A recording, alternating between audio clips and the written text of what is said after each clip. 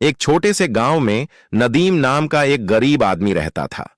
उसके पास मिट्टी का एक घर और ब्रूनो नाम का एक वफादार कुत्ता था।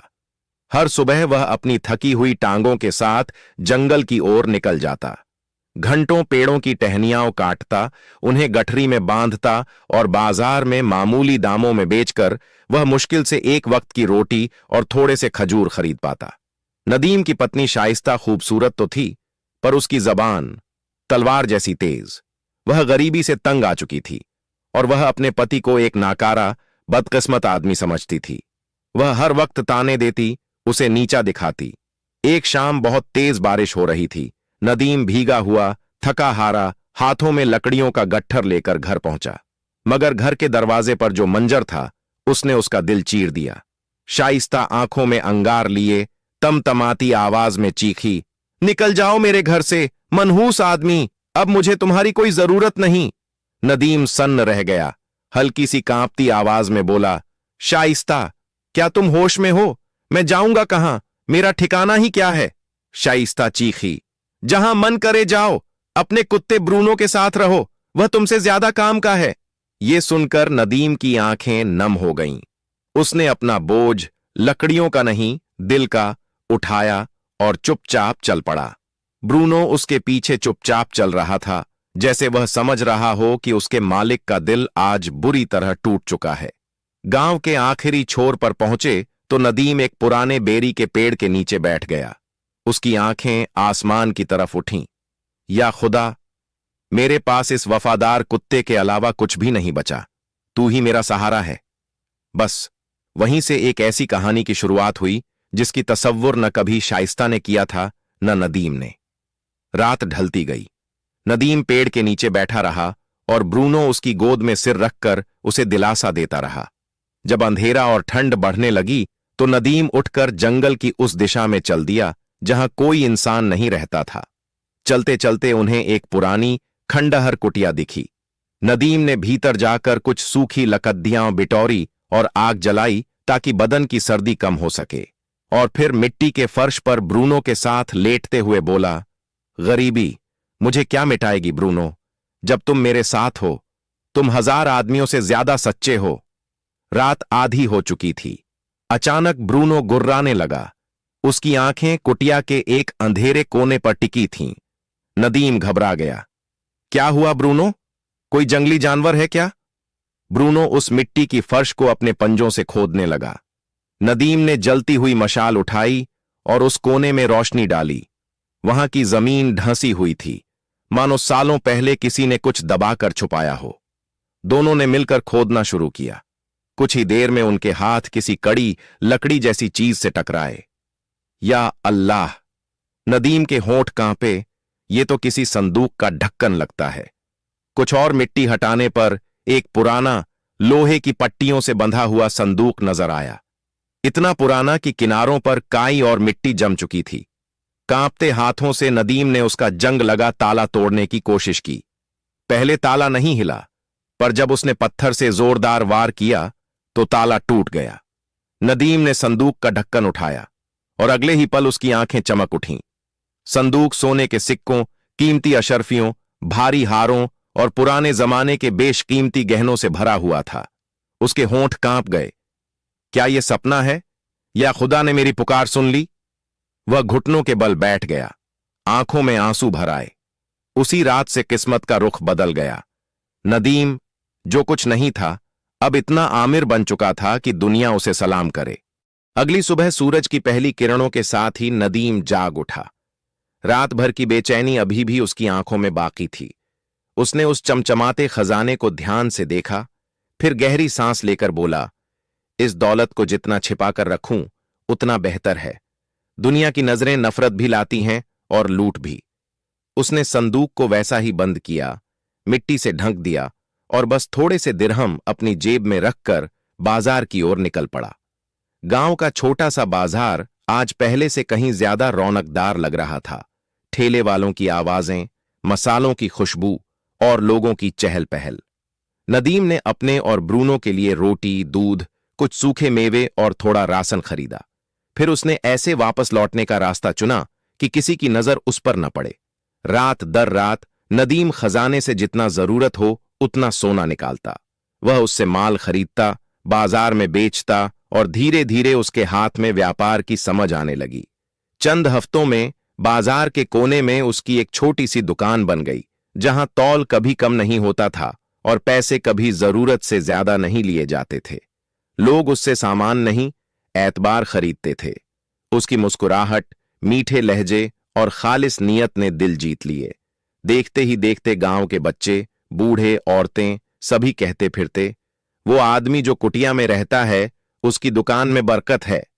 उसकी शक्ल पर अब पहले वाली थकान नहीं, बल्कि एक अजीब सी रोशनी थी, जैसे किसी ने उसे टूट कर दुआ दी हो। लेकिन नदीम अभी भी उसी पुरानी खंडहर कुटिया में रहता था। रात होने पर वह ब्रूनो के साथ बैठकर मुस्कुराता और कहता, मेरे दोस्त, किसी को यह पता नहीं कि गांव का सबसे अमीर आदमी मिट्टी की कुटिया में एक कुत्ते के साथ रोटी बांटकर खाता है। दौलत अगर दिल में उतर जाए तो आदमी बेकदर हो जाता है, और मैं ऐसा नहीं बनूंगा। दिन बीतते गए। ईमानदारी ने नदीम को ऊपर उठाया और बरकत ने उसके घर की दहलीज पहचान ली। कुछ लोग उसकी तारीफ करते, कुछ जलते, मगर सब उसकी तरक्की पर हैरान थे। और इन सब के बीच कहीं दूर एक औरत हर रात उसे देखती थी, शाइस्ता, वही औरत जिसने उसे घर से निकाला था। अब ताल्लुकात टूट चुके थे, तलाक उसके हाथ में था और पछतावा उसकी आंखों में जलता अंगारा बन चुका था। वह औरतों से पूछती, क्या ये वही नदीम है जो लकड़ियां बेचता था? और जवाब मिलता, हां, हालात बदलने वाले खुदा को सलाम, अब वह ताजगी से भरा ईमानदार व्यापारी है। शाइस्ता के दिल में हर रात एक सन्नाटा उतरता, काश मैंने उसे पहचाना होता। एक रात जब नदीम दुआएं पढ़ चुका था और पुरानी किताब के पन्नों में खोया हुआ था, अचानक दरवाजे पर दस्तक हुई। ब्रूनो फौरन सतर्क हो गया। नदीम ने दरवाजा खोला। बाहर शाइस्ता खड़ी थी, चेहरा मुरझाया हुआ, आंखें पछतावे से भरी हुई। उसने धीमी आवाज में कहा, सलाम वालेकुम नदीम। नदीम ने उसके चेहरे को गौर से देखा। वहां न घमंड था, न ताना, सिर्फ टूटन। वालेकुम अस्सलाम, इस वक्त यहां क्यों आई हो? शाइस्ता कांपती आवाज में बोली, माफी मांगने, मैंने तुम्हें नहीं समझा। मैंने जो किया वह जुल्म था। नदीम ने उसे अंदर आने का मन बनाया, मगर उसकी आंखों में वह चुभन अब भी बाकी थी। उसने कहा, दिल माफ कर भी दे तो जख्म निशान छोड़ जाता है। वक्त बताता है कि कौन अपना था और कौन आजमाइश।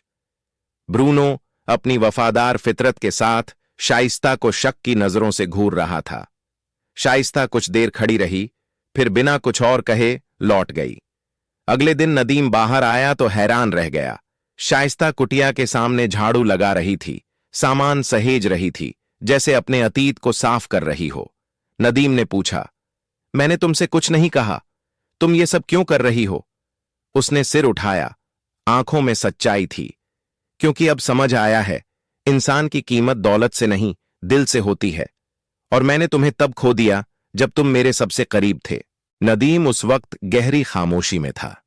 शाइस्ता के शब्द उसके कानों में पड़े, मगर दिल में जगह न बना सके। कुछ पल बाद उसने धीरे से कहा, किसी आदमी की कीमत उसके सिक्कों में नहीं होती, उसके किरदार में होती है। अगर तुमने मेरी कीमत उस वक्त समझी होती जब मैं लकड़ियां ढोता था, तो तुम मुझे रात के अंधेरे में घर से धक्का देकर बाहर न निकालती। शाइस्ता की आंखें भर आईं, आवाज कांप गई। मैं अंधी होकर दौलत के पीछे भागी। दुनिया की चमक दमक ने मेरे दिल को सख्त कर दिया। आज मैं अपनी करनी की सजा भुगत रही हूं। क्या मेरे लिए एक और मौका है? नदीम ने उसे देर तक देखा, वह नजर जिसमें दुख था पर कोई शिकायत नहीं। फिर वह बिना एक और लफ्ज कहे कुटिया के अंदर चला गया। दरवाजा धीरे से बंद हो गया। वह अपनी पुरानी चटाई पर बैठा और खुद से पूछा, क्या यह औरत सच में तौबा करने आई है, या फिर उसकी नजर मेरे पास की दौलत पर है? उसे वह रात याद आई जब उसे घर से निकाल दिया गया था, जब उसके पास न कोई ठिकाना था, न कोई इंसान, सिवाय ब्रूनो के। उसी वक्त ब्रूनो अंदर आया, अपने मुंह को नदीम की जांघ पर टिकाया, जैसे कह रहा हो, जो औरत गरीबी में कद्र नहीं की, अब पैसों के लिए कद्र करने आई है। नदीम ने उसके सिर पर हाथ फेरा और बुदबुदाया, मेरे घर में जगह उसी की है जिसने मेरे अंधेरों में मेरा साथ दिया।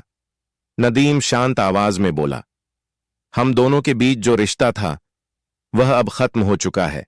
मैंने तुम्हें माफ कर दिया है, लेकिन टूटी हुई चीजें फिर जुड़ तो जाती हैं, मगर वैसी नहीं रहती। शाइस्ता के होंठ कांपे।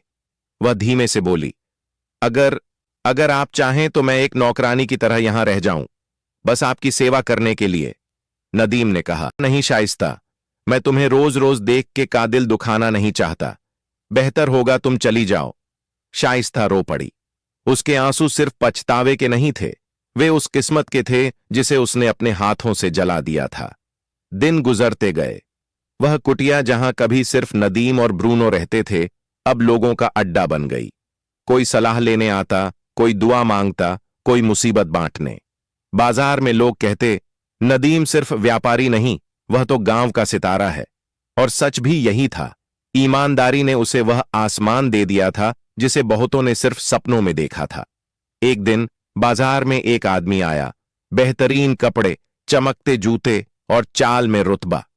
सलाम, मैं हाजिम मरवान, गवर्नर का डिप्टी हूं। नदीम ने सिर हिलाकर जवाब दिया, खैरियत? हाजिम मुस्कुराया, राज्य को तुम्हारे जैसे सच्चे और नेक आदमी की जरूरत है। हम चाहते हैं कि तुम गांव की तरफ से शासकों की परिषद में शामिल हो जाओ। तुम्हें जमीन, सैनिक, नौकर और अधिकार दिए जाएंगे। नदीम ठहर गया। उसके हाथों में कभी सिर्फ कुल्हाड़ी रही थी और आज उसे सत्ता दी जा रही थी। उसने धीमी मगर ठोस आवाज में कहा, मैं वह आदमी हूं जिसने मिट्टी में रातें गुजारी। हुकूमत का बोझ अगर जरा भी टेढ़ा हो जाए तो इंसान जालिम बन जाता है। मैं अभी खुद पर पूरा यकीन नहीं रखता, इसीलिए यह पेशकश ठुकराता हूं। हाजिम हैरान रह गया। दुनिया दौड़ती है रुतबे के पीछे और तुम उसे ठोकर मार रहे हो? नदीम मुस्कुराया, सत्ता के पीछे भागने वाला अक्सर अपने दिल को पीछे छोड़ देता है। जब तक मेरा दिल मजबूत न हो जाए, मैं किसी इंसान पर हुक्म नहीं चलाऊंगा। हाजिम के जाने के बाद हवा बदल गई। गांव वालों की निगाहें पैनी हो गईं, कानाफूसी होने लगे। यह वही आदमी है जिसे कभी उसकी बीवी ने निकाल दिया था, जो टूटे दरवाजे वाली कुटिया में सोया करता था। आज यह सबसे अमीर कैसे बन गया? और यहीं से असली इम्तिहान शुरू हुआ। दौलत कमाना मुश्किल नहीं, दौलत को दिल से दूर रखना असली हिम्मत है। बाजार की चहल पहल में एक आदमी था, जुद्दान, बातूनी, चालाक और अंदर से जलन से भरा हुआ। वह रुई और मसालों की दुकान चलाता था और नदीम की बढ़ती इज्जत और दौलत उसे कांटे की तरह चुभती थी। एक दिन उसने अपने दोस्तों से कहा, कसम से इस आदमी के अमीर होने में कुछ तो गड़बड़ है। मैंने खुद उसे एक रात गांव के पश्चिमी छोर पर एक पुरानी दीवार के पास खुदाई करते देखा है। लोगों की आंखें सिकुड़ गईं। संदेह की ठंडी हवा बाजार में फैलने लगी। जुद्दान ने आग में और तेल डालते हुए कहा, उसे खजाना मिला है। हां, जमीन के नीचे दफन खजाना। तभी तो वह रातों रात अमीर बन गया। कुछ ही दिनों में यह अफवाह गांव के सबसे खतरनाक आदमी अजीत तक पहुंच गई। चालाक, धोखेबाज, जो पहले डकैत था और अब अपने आप को जासूस व्यापारी बताता था। अजीत ने मन ही मन मुस्कुराया, यह खजाना मैं किसी और को नहीं लेने दूंगा। अगर मुझे अपनी जान भी जोखिम में डालनी पड़ी तो भी यह मेरा होगा। एक शांत काली रात में अजीत चोरी चुपके नदीम की कुटिया के पास पहुंचा। वह झाड़ियों में छिपकर कुटिया के अंदर झांकने लगा। अंदर नदीम चटाई पर बैठा हुआ था, ब्रूनो को मांस खिला रहा था और उससे ऐसे बातें कर रहा था जैसे वह उसका सबसे पुराना दोस्त हो।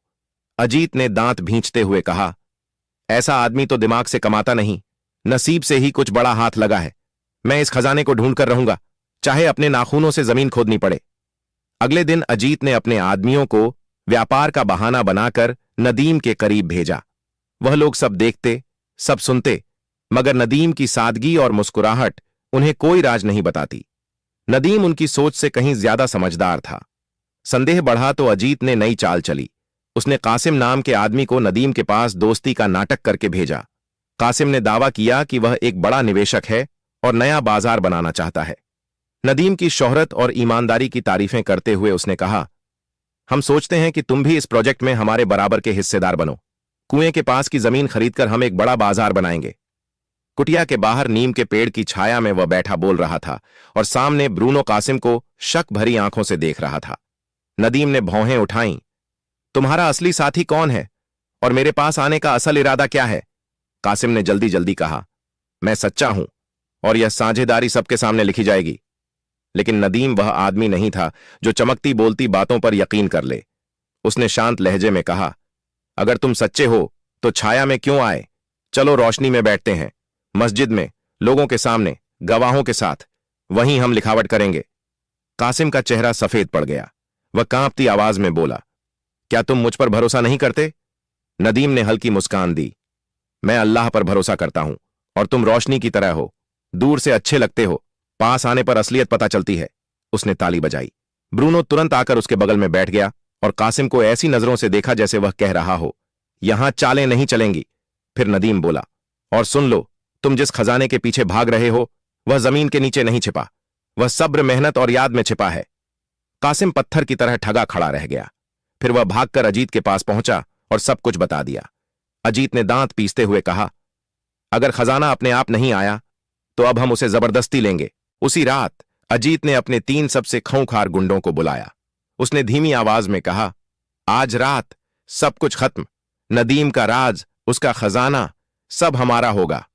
चारों अंधेरी गलियों से गुजरते हुए नदीम की कुटिया की तरफ बढ़े। हर एक के हाथ में या तो मोटी लाठी थी या खंजर। अजीत ने खिड़की की ओर इशारा किया, हम यहीं से अंदर जाएंगे। लालू, दरवाजा बंद कर देना, और सालिम, खिड़की की राह बंद कर देना ताकि वह न भाग सके। जैसे ही वे खिड़की के पास पहुंचे, अचानक ब्रूनो ने ऐसी दहाड़ लगाई कि सब डर गए। वो किसी बिजली की कौंध की तरह लालू पर झपटा और दांत उसकी बांह में गड़ा दिए। लालू की चीख हवा में कांप उठी और उसका खंजर जमीन पर गिरकर चमकता रह गया। शोर से नदीम की आंख खुली। वह लाठी पकड़कर कुटिया से बाहर आया। अंधेरी रात में उसने अजीत भागते देखा। नदीम ने गुस्से और हिम्मत से भरी आवाज में चिल्लाकर कहा, ऐ कायरों, खजाना ढूंढते हो? ये रहा, मेरी मेहनत में, मेरे सब्र में, मेरी इज्जत में। ब्रूनो दूर अंधेरे में दौड़ता रहा। उसकी भौंक गांव भर में गूंज उठी। लोग दौड़कर बाहर आए और सारी दास्तान उनकी आंखों के सामने खुल गई। सुबह कचहरी के लोग, मुखिया और गांव के बुजुर्ग इकट्ठा हुए। लालू, जिसका हाथ बुरी तरह घायल था, सच छुपा न पाया। उसने सब बता दिया। एक बुजुर्ग ने नदीम की ओर देखकर कहा, हमने ऐसा वफादार कुत्ता कभी नहीं देखा, लेकिन उससे भी ज्यादा वफादार तुम निकले, अपने दिल और अपनी जमीन के लिए। दूसरा बोला, तुमने खजाना मिट्टी से नहीं, अपनी मेहनत से निकाला है। अब तुम्हारी कहानी लोग अपने बच्चों को सुनाएंगे। फिर मुखिया ने ऊंची आवाज में ऐलान किया, अजीत को गांव से निकाल दिया जाए और जिस जमीन पर वह नजर रखता था वह जमीन नदीम को उपहार में दी जाती है। यह फैसला रिकॉर्ड में लिखा जाएगा। उस एक दिन में नदीम ने जमीन भी जीती, गांव वालों का भरोसा भी और दिल भी। और ब्रूनो, अब वह सिर्फ एक कुत्ता नहीं बल्कि वफादारी की मिसाल बन गया। नदीम ने अपनी मिली हुई जमीन के किनारे छोटा सा बाजार लगाया। उसकी रोजी बढ़ती गई और नाम दूर तक फैलता चला गया। एक सुबह धीरे कदम रखते हुए उसकी पूर्व पत्नी शाइस्ता वापस आई। चेहरे पर शर्म, आंखों में हिचकिचाहट। उसने धीमी आवाज में कहा, ऐ नदीम, मैं मानती हूं कि मैंने तुम्हारे साथ गलत किया। जिस दिन मैंने तुम्हें घर से निकाला था, मुझे नहीं पता था कि मैं अपनी ही जिंदगी की रोशनी बुझा रही हूं। नदीम कुछ पल चुप रहा। फिर उसने नरमी से कहा, शाइस्ता, गरीबी इंसान का दिल तोड़ देती है, लालच उसे अजनबी बना देता है, लेकिन इंसान सीखता है, माफ करता है और फिर आगे बढ़ता है। शाइस्ता कुछ कह पाती उससे पहले नदीम ने एक कदम आगे बढ़कर कहा, अगर तुम मेरे पैसे के लालच में आई हो तो वापस लौट जाओ, लेकिन अगर तुम उस आदमी को ढूंढने आई हो जिससे तुमने कभी मोहब्बत की थी तो दरवाजा खुला है और दिल भी। शाइस्ता की आंखें भर आईं। उसने सिर झुकाकर कहा, कसम से मैं उसी नदीम के लिए आई हूं जिसकी कीमत मैं समझ ना पाई। तुमने मुझे सिखाया कि आदमी की कीमत उसके कपड़ों में नहीं, उसके दिल में होती है। नदीम ने उसका हाथ थाम लिया। तो चलो नई शुरुआत करते हैं। कुटिया छोटी होगी पर 2 सच्चे दिल हों तो वो महल बन जाती है। और उसी वक्त ब्रूनो दोनों के चारों तरफ उछलने कूदने लगा, जैसे वह भी उनकी नई जिंदगी को अपनी दुआ दे रहा हो।